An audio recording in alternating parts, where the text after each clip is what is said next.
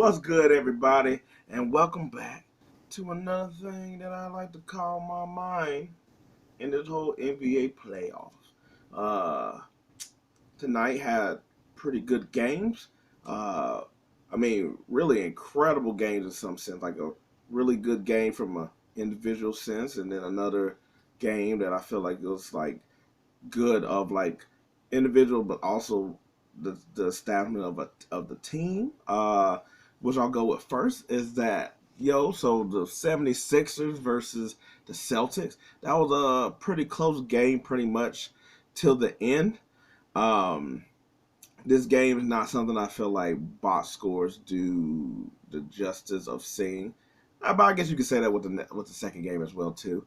Um, uh, I will say that I liked how aggressive the Celtics played. I felt like they was a lot more aggressive. I was like, Tatum went to the basket a lot more. Jalenbrown was weirdly aggressive. I was like, somebody pointed it out during like the commentary, but you could sort of see it that man. It seemed like every time he was matched up against like Harden, he took it personal. Like I was like Jalen Brown, a lot of his baskets just seemed personal. I was like he was putting shoulders in the chests a lot, and it was like it was cool to watch because you getting a lot of the contested buckets on top of it. Um, I thought it was a really pretty good showing from Joel. I was like he obviously can't really be stopped, so he's always gonna be a dominant force. Um, I thought Maxey was aggressive, but some of his stuff on the inside didn't fall as much as I thought. Or not thought, but it didn't fall as much. But considering the length of Boston, it's sort of something that you would think of. Harden was very passive, and even though like on a lot of his stuff where he could have scored, he did pass it out to people that scored off of it. And where he like kicked it to the outside, they were able to make threes. He just see, and granted, like hit a couple of his shots wasn't falling, but the thing is, like hard. Sometimes with Harden, like once his shots don't fall, he's like, okay, cool, I'm gonna get the other people in, which is straight.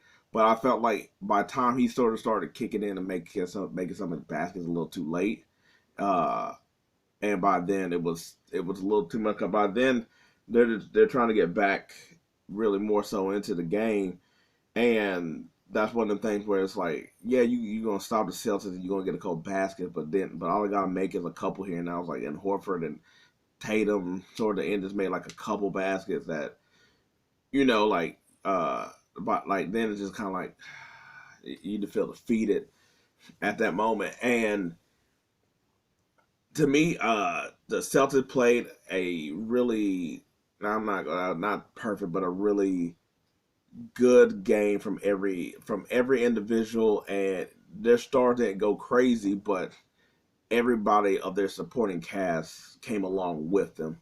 And for Sixers, it was Embiid, and everybody hit timely shots, and everybody did contribute. But I feel like when Tobias is going to give you anything, PJ Tucker's not a scorer. Um, you need Maxey or Harden to go off and run with Embiid to beat a team like the Celtics. You need one of them two to go crazy in scoring, just because like Niang and Melton, and I was like they gave you timely buckets. Melton shot the three well, but they're also not scorers in that way. In a way that like Brogdon, he's always going to give you pretty much 15. Horford has came alive a lot more of giving you a constant 15 some point. Brown and Tatum can always go off, but when everybody else is matching it with White and all them, you don't have to. And if the Sixers are going to pretty much make this more of a series, they're going. I was like, you either Embiid is going to have to give them like 45, you know, or Harden or Maxey, or maybe or both of them just have to be like like 25, 30 points from one of them or two of them in order to get this out the way. Just because the rest of the squad isn't as reliable scoring in that sense. Like I always say, I think that your superstar can always give you one, and Harden gave him one, and then after that, it just been Celtics. So, not it's not over just yet, but I think Embiid has to be the superstar to give him one in this case. Speaking of stars and getting you one, that's all that was in the Phoenix game. That's all that really was. Um, it that like that's pretty much how I figured that they would have to play in order to beat a Nugget squad. They would have to have their stars or their top people nearly play the whole game and score and match everything that everybody else is doing. Now, Buck Booker has been probably the most consistent player in this whole playoffs. He pretty much, I mean, there's other people, there's other candidates that, but Booker pretty much been putting them on his back, and I mean, like I was like at this rate, he has like a few of these like 35, 40 games, and he's making sure that everybody else just come for the ride. Uh, like you can't really put it on him about any of this. Um, Durant was not having a good shooting game, but he made up with it with the way he was getting his foul shots and also like drawing in the pressure too, because it's like like him and Booker were pretty much getting double teamed and making everybody get like take their own shot. But with that, I was like passing out and all that other stuff, that also really works well because those dudes was having they were crazy in points, but they also had they had like really high assists and rebounds, which you probably wouldn't think of. With the rebounds, yes, yes, in a sense, but not maybe the assists because of like who's they passing to, sort of thing.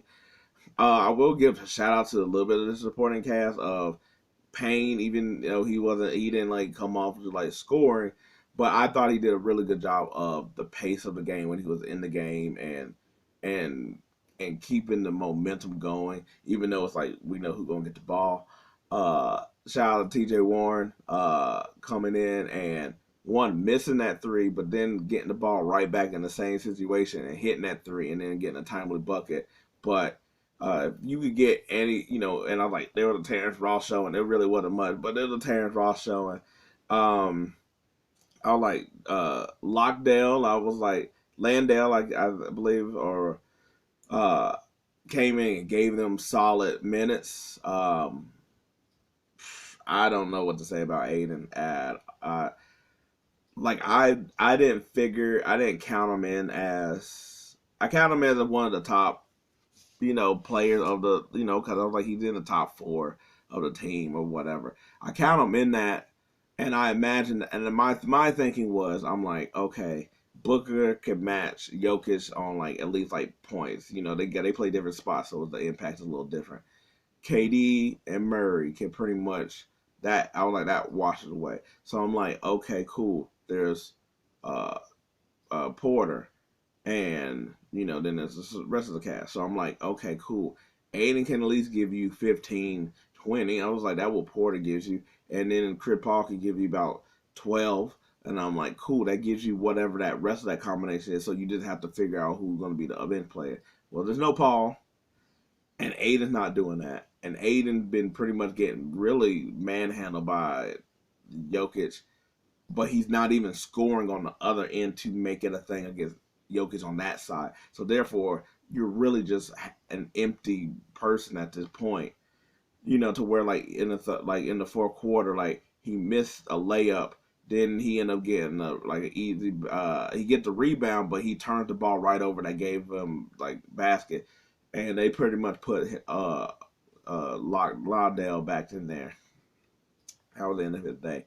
So that's why I'm like, shout out to the supporting cast for doing what you need to do in order to make sure that KD and Booker did what they needed to do. No slouch for Jokic. I was like, that dude's a magician with the ball in his hand. Not necessarily the passes, but also the layup opportunities he gives. Murray, he's I was gonna say he shot the ball a lot in a lot of situations where they wasn't really passing the ball. He was playing a lot of 1-on-1, but also Murray sort of a volume shooter, so you need him to get his rhythm going. Porter came on really towards the end where I thought that I was like, oh snap, it's going to be one of those where they come back on Phoenix and start to steal one.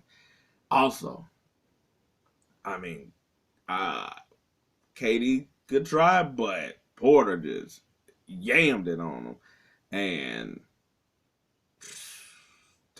and that's I'm talking about Porter's frustrated because you see stuff like that, and you see how he got like that smooth three, like right after timeout to try to close the deficit towards the end. That it's like, man, if this dude did this more consistently, he could be a really really solid top player, and the Nuggets would be really more unstoppable. But nah, you gotta give it up, Booker, and then KD for pushing through it, and they were not gonna lose this one. And good because they was in the hole if they would have. And I'm here for longer series, extended basketball, and see where the thing is going, and hopefully we get that. And Sixers, look at the Suns. They pulled it out when they needed to, and that's what you're gonna have to do. So that's what I was like, and I was like, Monty, give him credit for trying different lineups and different people, because at that point, what you got to lose. Anyway, if you like any of my recapping here, I appreciate it. Thanks. If not, hey, maybe there's next time. Or check out some of my other videos. But until then, peace. I'm out.